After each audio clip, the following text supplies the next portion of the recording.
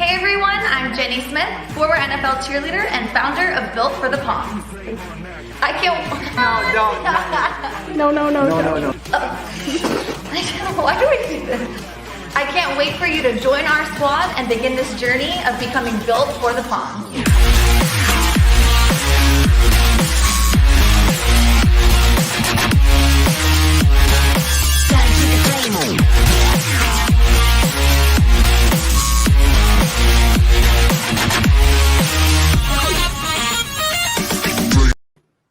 Hey, what's going on? This is Joe Roscoe, co-host of Built for the Poms podcast. Super excited for episode 2. For those of you coming back from episode 1, thanks so much for sticking around. Don't forget to subscribe to this podcast, like it, comment on it, swipe up, double tap, all the things. If you're watching us on YouTube, thanks so much. Also subscribe to our channel or over at Facebook. I don't know what you do on Facebook anymore, but I don't know. Like our page. Also, don't forget to head on over to Instagram. We're at Built for the Poms. Give us a follow. Check us out. Built for the Poms is your all-pro cheer fitness app. We are looking to facilitate fitness to anyone looking to break into the pro cheer space, anyone that's in the pro cheer space currently, or people that just love pro cheer. So if you need some guidance, this just isn't your run-of-the-mill fitness app, but you get to interact with coaches on our staff. Maybe me, I have experience with training Broadway actors and actresses, Rockettes, NFL football players. So you're in good hands with preparing you to be the best pro cheer athlete that you can be. We have our co-host here, founder of Built for the Poms, all-around badass, all-star boss lady, Jenny Smith. What's up, Jenny? So good to just be hanging with you. Tell me something. What an intro that was. You're all deserving of that intro. So I'm just going to turn it over to you. Episode 2 is going to be a thriller. It's going to be amazing. Why don't you do the honors of introing our guest? Yes, I will. I'm really excited about this guest. Our first guest on Built for the Poms. This is an exciting moment. Not only, I feel like I'm like talking this up. Not only is she one of my really... I need to get some music going, some background. I need the background music. We're going to get there. We're going to get episode 20. I'm getting fired up. No, but not only is she one of my former teammates, we danced on Dolphins together. She's one of my best friends as well. She's also a badass. And we actually have a very similar story of kind of our journey becoming an NFL cheerleader. And so I'm excited for y'all to hear that as well. So without further ado, since I've talked this up so much, Carina. Hi, hey, everyone. Carina. Hi, thank you for having me. Thanks so much for being on Built for the Poms podcast. Wait, can I just say that video? Wow. I was over here backstage and I was literally like the entire time, like not even kidding. It still fires me up a little. The first time I saw it, I was like, is that really me? Like, is that me? I was like, yes, Jenny in the background. I was like, I wonder if you can hear me. I don't know. Everyone needs a hype girl like Carina in their life. She's the best. Oh my gosh. Yes. But yeah, so I'm excited that Carina is here and for everyone to hear her story. So I guess we'll just kind of start off by, I know in episode 1, I talked about my journey to becoming an NFL cheerleader and how it was lots of no's before I got my yes. And so your story was kind of similar. So do you want to just tell us a little bit about what it took to finally become a Miami Dolphins cheerleader for you? Oh my goodness, Jenny. I know we've spoken about this. Quite a journey. We've bonded about this many times. We have. And like I remember even like throughout the season when we actually finally made it, we're just like, can you believe that like a year ago we were just told no, and like a year later we're finally here living out our dreams. So it's kind of crazy. But I'm Carina.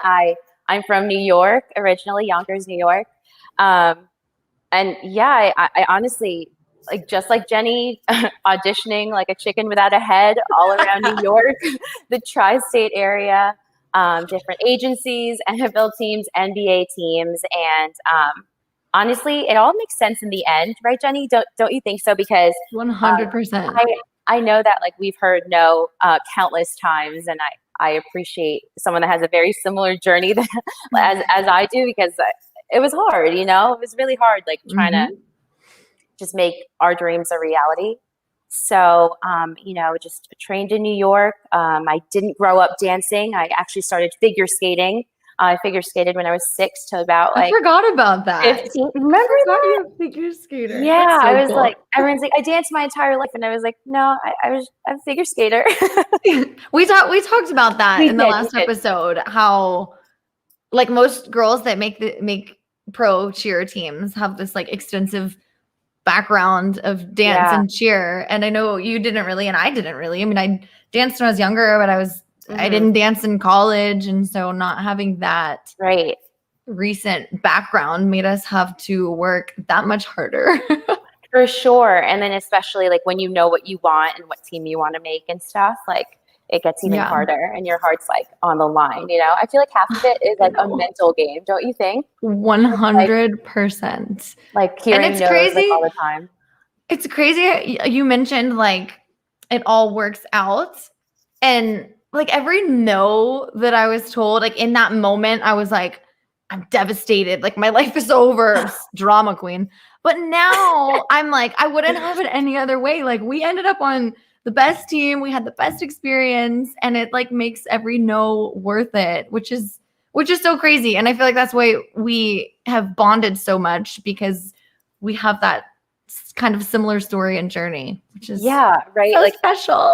After I know. And like you and I literally started from like the very, very beginning, like together.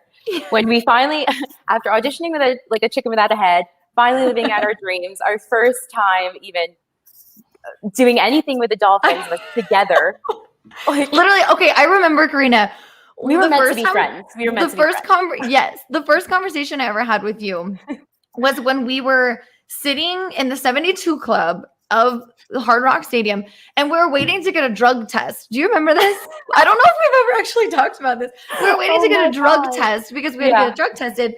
And I was like, who's this girl? I want to be friends with her. And so we sat there and just like probably had the most awkward conversation ever. And I was like, I remember leaving thinking she was so nice. And now we're like best friends. It's so crazy. Right? And it's just kind of crazy to think we went from there to there. And I don't think you remember, but at auditions, it was a ton of like Dallas girls coming to the auditions, and I was just like solo dolo from New York, like and you guys bust through the doors, and I was just kind of like how I watched your video just now, like literally I was just like, oh man, I want to be friends with them, but I want to be teammates.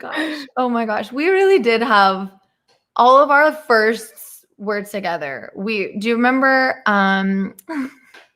swimsuit calendar. Did you guys pass the drug test? Yes. Oh, okay. Yes, of course. We made the team after all. Well, you left out that bit of information, so I just want to make sure that might be an important piece of information for some people watching. Yes, we passed the drug test. We are good. We are good people. All right. All right. Sorry to interrupt you. But after we passed the drug test and we were approved, Carina and I were very fortunate, and I was super excited that we were chosen to go on the calendar shoot, which is usually like in a tropical location, and rookies don't always get to go. So Carina and I were like over the moon, but Jenny, do you remember how they announced it too? Like they were like, "Oh, you made training camp. Oh, and by the way, you're going to the Keys." It was like all at once. Like, wait a minute, like I technically haven't even made the team yet, but I get to go to the Keys for this photo shoot. It was crazy. My gosh.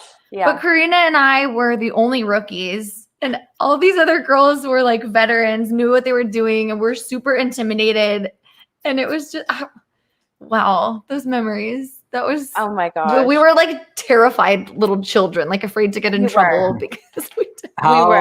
How did you two work through that? How did you work through the intimidation, or like how did you hold your own, both coming from, not that experienced background? I feel like it helped that all the girls were so nice. Like I always say, like, oh, I'm so intimidated when I was a rookie, but everyone was so friendly. They were so nice. It's just being new and like a Miami Dolphins cheerleader for the first time. Like there's a lot of pressure on you. Yeah. But no, everyone was so nice. And I mean, I liked that we got a chance to bond with a lot of the girls, with our coaches at a early point. So it was fun. It was just, looking back, it's funny because now I'm like, why were we so nervous? Like it was so stupid that we were so nervous, but we were. And at the time too, like it was a big rookie class that were from out of state. So that was so helpful. Do you remember, Jenny? We were looking at each other and we just made the team. We just made calendar and we're packing up our entire lives. And we were like texting each other in our group chat and everyone's from different states. And we're like, where are you going to live? I don't know. What's your job? I don't know. Literally, that was all of us. Living we're like, out, I'm packing down my car and I'm hitting the road and I'm putting my car I don't know where I'm going. It's like, all right, so where are you going to live? I have no idea. Like no one knew what was happening. We just knew that our dreams came true and it's going to figure itself out. So even the girls like being so nice that we're already on the team, I feel like because we were all going through like similar journeys together and just being like out of towners, like the non-Floridians, like it really did help. Yeah, that's so true. Can we rewind and hear a little bit about your figure skating background? Yeah. Yes. Oh my goodness. When did you start? How long did that last? So, originally I started, my very first time figure skating was actually on a frozen pond, snowing outside. I was young. I was like 4 years old. And like, little did I know that at 6 years old, I would start like lessons. And that's kind of where I like found my love for like performing. And I would watch like the Olympics and the nationals and the worlds. And, you just get inspired by these performers, and I would just say, even if I didn't come from a dance background, it's like growing up in New York and just being surrounded by different role models, even going to like the Christmas spectacular and watching the Rockettes and having that opportunity to see, like someone had made a difference on me. Like I was so inspired by them that's how much I wanted to be them, whether it was skating, whether it was dancing, it's just like performing and that impact you have on to somebody. Like I would say that it all started in skating for sure. I love that. Yeah. Skaters, y'all don't mess around as far as like the work ethic and the training that's involved. Like it's pretty involved, right? It is. And like it's expensive. It's like group lessons, the extra ice time at like 5 a.m. before school, the skating costumes, like recitals, like our ice show that was like, it was local. It was a local, I did local competitions and it was still like just so much fun. You had like your forever friends that you'd see in your group lessons and just kind of like have your whole skating career and making friends and performing. And it was a good time. I would say it's very similar to dance in a sense that you are performing and you are competing, Yeah.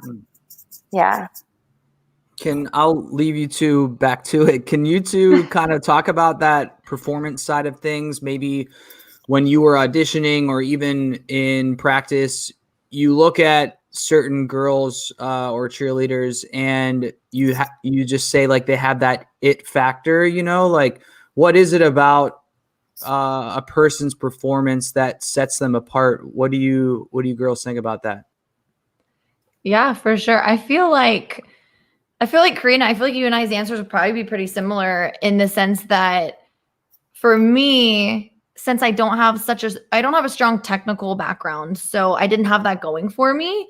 And so I had to make up for that in my performance. And I think a lot of that comes with confidence in dancing. But yeah, I think just overall performance and it's just having fun. I mean, if you like are having fun while you're dancing, you're going to look 10 times better. No, even if you're not a good dancer, like if you're genuinely having fun in performing, right? Do you agree, Karina? I agree. I would say half the battle is just like showing up and being confident, because you're right, Jenny, we didn't have like the technical. And I remember like looking at the girls that did have the technique background. I was like, wow, like that's amazing, and it happens in auditions. Like you're dancing next to amazing dancers and amazing girls, that have so much to like offer. But I think half the battle is just confidence, knowing what you bring to the table, whether that's technique, whether that's performance. And like, don't you think that it's not like a certain, it's not like a certain set of qualities. I feel like everyone has something different. So yeah, like, no, for sure. And I know it's big, Yeah, absolutely. And I think that we talked a little bit about this on the first episode, just kind of owning what you have to offer and not comparing yourself to others. And I think that that's so important, because I know for me, for years and years of auditioning, I would try to be someone else, or I'd see a girl that I'm like, I want to be just like her.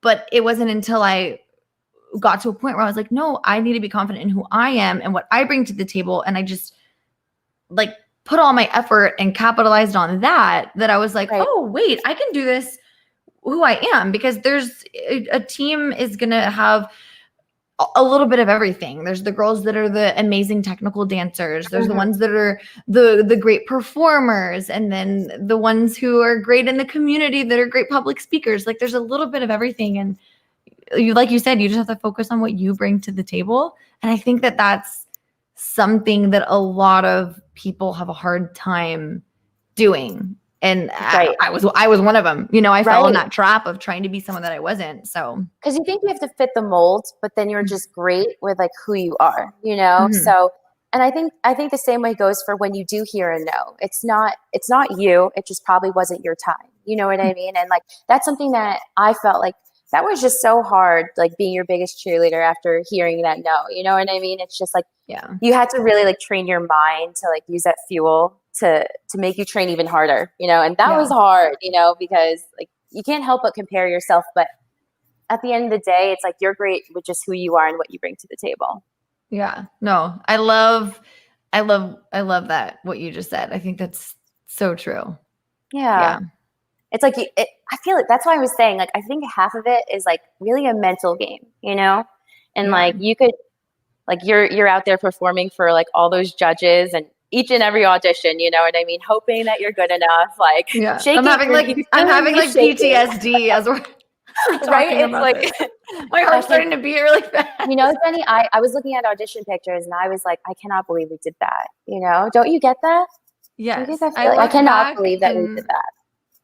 It's crazy. And I think going, like, you get so caught up in the moment whenever, like, for the past 3 years when we were on the team, it was like, you get so caught up in the moment. You're like, yeah, this is cool. And it's not until you get a chance to be an alumni like we are, and you look back and you're like, wow, that was really cool. We did that. And then remember, like, when we would watch like the dancers that inspired us, like the teams that we wanted to be on, and we're like, I can't wait till I hope one day that happens for me. And then now we look back at it as being alumni, we're like, oh, we did that.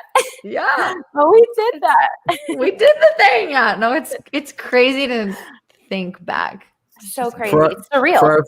For our first timers, y'all were just talking about like auditioning in front of the judges and whatnot. Do you look at the judges, or do you not look at the judges while you're out there performing?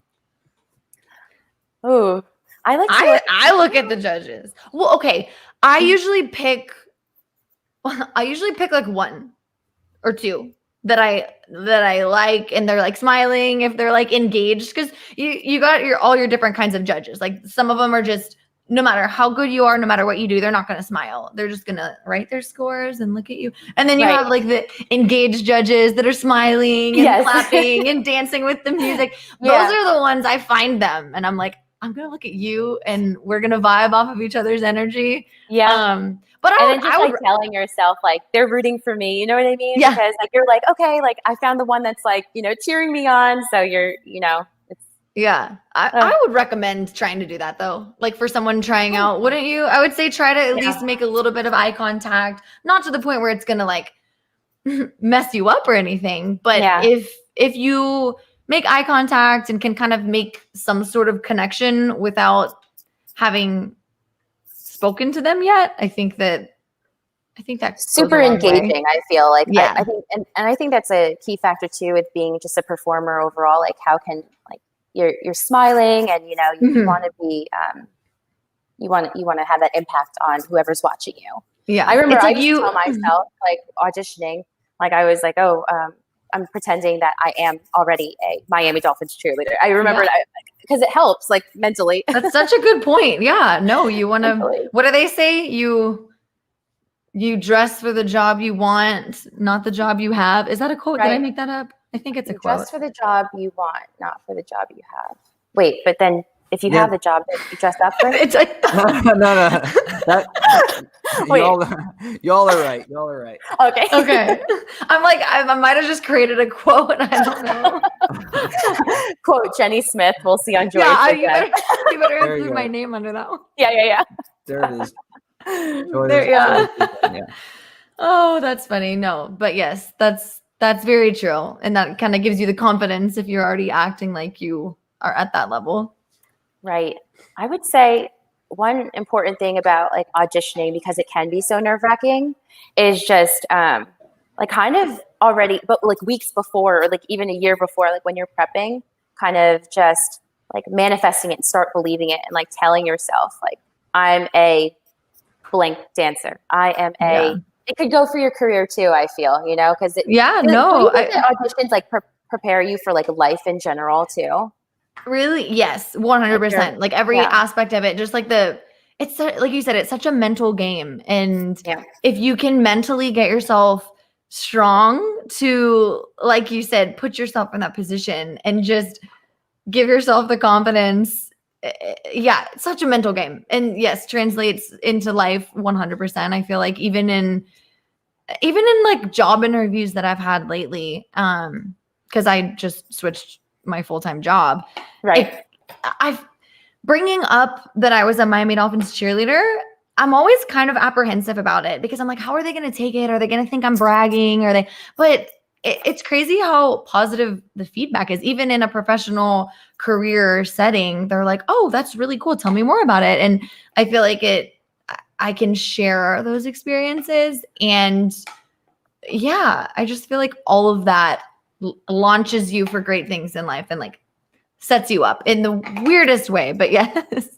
Yeah, it's crazy how something that's like a dance cheer team, it really does give you like those life skills, like moving forward, and it's something that you take with you forever. Like I feel like, I still try to live. I'm holding on to that 2019. Like when I was like, I cheered from 2017 to 2019. It's 2021, but still cheered. Still was a cheerleader. Still there. It hasn't been that long. It hasn't been that long. Still got it. Yeah. Just kidding. What are some ways like currently that cheerleading or your past is still a part of your present? How do you try to keep that, identity alive? Yeah, I think a question for both of you. Okay. I think Built for the Poms is definitely helping keep that alive for me. But I think kind of what we just talked about, taking a lot of the life skills that we learned, for example, being a Dolphins cheerleader and being in the spotlight, you have to be really careful about you are your brand, and everything you post on social media, it's out there for everyone to see. So one of the greatest kind of like life lessons that I learned, I guess, through cheer is just kind of like how you represent yourself. So I find myself like other people in other areas of my life will like post things on Instagram, for example, and I'm like, maybe you shouldn't have said that because you can't take that back. And so little things like that, just kind of creating an all around like better image of yourself. It's like second nature to me now. And I think a lot of that has to do with, being a pro cheerleader and having that background, because a lot of people don't even think twice about it, especially like the generation that's coming up in the world we live in, everything is so social media dependent. So that's a big one for me. Yeah, I would say also like from cheer, how many connections you make. Just like I feel like a first impression is like so important. You know what I mean? So any impression, you don't know down the line, like what impression, like what that's gonna, like how that's gonna sit with someone. So, and even Jenny, like even like you don't know who you're gonna meet. And my career cheerleading ended up leading me to a full-time job with the Miami Dolphins video team. So if it weren't for cheer, like I wouldn't be one of the producers on the team. So I just thought it was really cool, like not only being in front of the camera with you, but then when you did one extra year of cheer and I was now behind the scenes, I was able to kind of be involved with cheer on the other side of things and like tell your story. So I think for me, like that's kind of how I still tried to keep the Miami Dolphins like in my life. Like Dolphins has been my life for 4 years, you know? Yeah. I can't believe I didn't even bring that up. That's like the biggest thing ever. Carina went from being a cheerleader to like being the producer on the video team for us. So she got to do both sides. Like the coolest thing ever. I thought it was just really cool to see it from a different perspective too. And like, and like everyone on the team was just so like on the video team is just so into cheer. And like, I thought it was just fun being a part of like another side of things, you know, like actually getting to tell like our stories and showcasing us and, you know, like who we are. I know. That's special. I love that you got to do that. Yeah. Although it was really hard, like seeing you guys perform for the first time on the field without me. I don't think that would ever.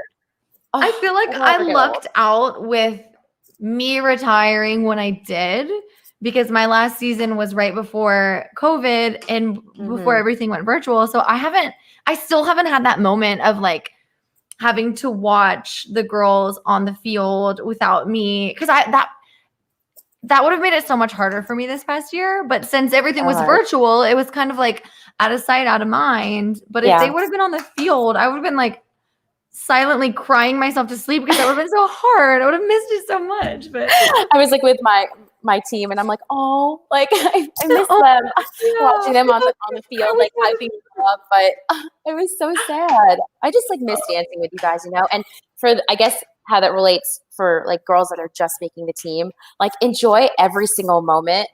It goes so fast. Oh my gosh. Jenny, don't you agree? It's like, I thought we were just at the Keys yesterday. Like, that was 2017, but I mean, like I thought that's like probably the biggest takeaway from anyone that's on a team is like soak in every single moment, because it goes by like that. And it's like the best time of my life. Yeah. We talk about that all the time. We're like, you know, when everyone refers to like the good old days, like those were our good old days. Jenny, you were part of my good old days. I know. Back in my day, one of the most important things you mentioned, like, what are we carrying away from the team is like friendships. Like I have Carina now; she's gonna be my friend for life. Like I know, like my future bridesmaids and my future wedding. Like I met on a team like that. That's the like biggest, most special probably takeaway that I got from the team. Mine too. What's your day-to-day look like on the video staff now? Like what's a day in the life of that? How's that go?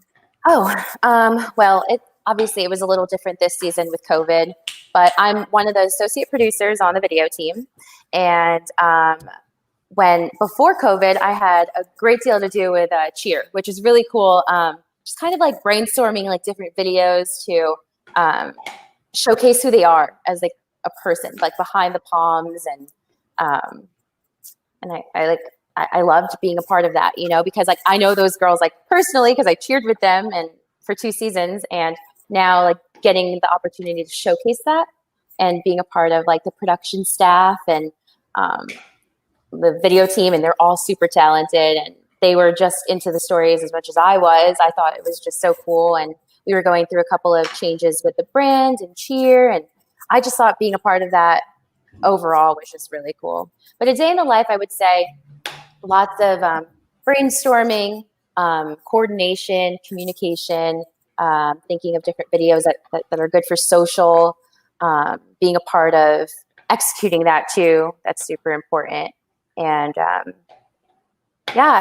we not only do cheer, we do videos for the football team, obviously. So it's just a bunch of that, and we've had to like transition, especially during like Corona. It's just a different lifestyle now. Like everything is through Teams and just communicating, not in person. So that's been different. Still really hectic, but super hectic. But I like how you said, oh yeah, the football team too. Like, yeah, we can't forget about them. There is a football team too, and there's not just the cheerleaders, right? Well, it's just crazy because like you guys are my life, and like I came on, I was just like love the cheerleaders.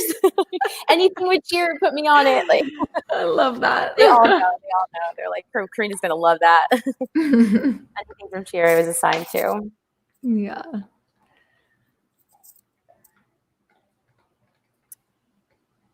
Oh, there you are. I thought I thought it froze for a second. I was like, oh no. No. Back in action. Did you hear my question? Sorry. No. Oh, okay. The question of the episode here for me is, when will the Dolphins make the playoffs? I feel like we almost did this past season. We're figuring it out. I have hope for us. I say next year. I got my Browns hat on here. I'll probably wear something Cleveland Browns every episode just to show my true colors. But as a kid, I loved the Miami Dolphins because of the dolphin and the colors of the uniform, and became like a Dolphins fan and followed Dan Marino losing in the playoffs every single year. And I'm like, when's this guy going to win? Is he just going to be like one of the greatest quarterbacks ever and just never win? And yep, he never won one. So I have hope for us this year. And Joe, that's funny you say that, that's why you like the Dolphins, because the colors and like the logo. I remember I was auditioning for all these teams around like New York and stuff like that. And I'm like, you know what else is out there? You know, there has to be another team that I feel like I belong to, you know? And I looked it up. I looked up different dance teams and really started doing my research, and I found the Dolphins, and I was like, I love Dolphins. I love Dolphins, and I love the fact that I've been freezing my butt off in New York my whole life, and Miami sounds a whole lot better. Florida's always been like a bucket list, I need to live there kind of thing. Even before I really started like auditioning, like all those years I started auditioning, I was like, I want to live in Florida. I remember like sitting on the Fort Lauderdale beach, like way back when, and I was like, I want to live here. I'm going to live here. Like one day. Yeah. And here you are. Jenny, anything for Carina to wrap up our episode for today? I have one question. There we go. Okay. One question. I want to kind of ask everyone, every guest that we have, I want to ask them this question because I feel like I feel like it's a good question. The question is, what is the best advice you've ever been given? Not necessarily with cheer or like that journey, but just in general. I love hearing people's answers to this question. I feel like it's a loaded question. Sorry, you can. Yeah, no, I have a couple of things. Is that okay if I say a couple? Of course. Okay, cool. I would say, you know, when you're auditioning, it's a scary thing and it's super competitive. It comes with the territory, I guess you could say like that. But if you want something bad, whether it's like dance or your career, just manifest it, really believe in it. Like start telling yourself like it's going to happen. Like I'm going to work hard for it. And when you get there and when you're auditioning, hoping that like you're quote unquote good enough to make the team, like dance your biggest and your best. Like even if you met, like do your absolute best because that's all you could do, you know? And like leave it all out there. Like why would you hold back when that's your only chance? Like, and when you start thinking about that and you put yourself out there, it is still just as scary. But if you do your best, that's the most you could do. And I think it goes with just like anything, even outside of dance, you know? Yeah. No, like you got nothing to lose. So why not give it your all? Right. And then just like trusting the journey, like it's not going to work out for certain things and the no doesn't define you. Like it, I like that. Trust. like trust that something's going to work out. Like trust that like there's a place for you. Because I remember going to Dolphins for the very first time, and mind you, I didn't make it my first year. Remember, I told you that. I actually made Dolphins my second year of trying out. So I had to just work twice as hard, use like almost like the rejection as like fuel for your next audition. So just trusting the journey, and I guess just enjoying like all the moments, like big and small. Even if you're in auditions, you make finals, you make training camp, anything, you make friends, like, you know, it's just any possible thing, like hold on to it and like really soak in the moment. Like don't be so, I guess, just in your head, like try your best to not be in your head as much. Just enjoy anything that goes your way. Yeah. I guess that's that's really, really good. And I love that you have referred several times to like timing is everything. And just because you get a no doesn't mean it's like a forever no. Because you and I are perfect examples of that. Like we got told no so many times, and it was part of our journey, and I wouldn't have it any other way because it led us to what was meant to be all along. Right. And I love that for us. I love that too. I love that journey. We're good. I love that journey. All right. Before we start crying on our that's sobbing. That's gonna be the place we wrap it up before you two start crying on here. Carina, thanks so much for being on the podcast with us. It's been a pleasure. Thank you so much for having me. This is great. This was fun. Fun. All right. We'll see you later, Carina. Thanks so much. All right. That was Carina Francisco, former Dolphins cheerleader, now part of the video squad there with the Dolphins, serving you some highlights of the cheerleaders and a little bit of the football players. I mean, whatever. Just a little bit. Just that a little football bit. team they got going on too, you know. Yeah, whatever is going on out in that field. But thanks so much to Carina again. Once again, I'm Joe Roscoe, and this is our co-host here and founder, Jenny Smith. Jenny, it's been a pleasure. Yes, it's been fun. Everyone listening, thanks so much again. Please, if you haven't already, subscribe to the podcast, rate it, comment it, swipe up, double click it, follow us on the gram at Built for the Poms. Check us out on YouTube. Maybe you're watching us here right now, or on Facebook. And maybe we'll do a TikTok eventually. Something we'll catch up with things. One project at a time. Yeah, one thing at a time. Don't forget, try that free trial of Built for the Poms. It's on the website, builtforthepoms.com, or you can click the link in the description of this episode. Later. Hey everyone, I'm Jay Smith, former NFL cheerleader and founder of Built for the Poms. I can't. No. Why do we do this? I can't wait for you to join our squad and begin this journey of becoming Built for the Poms.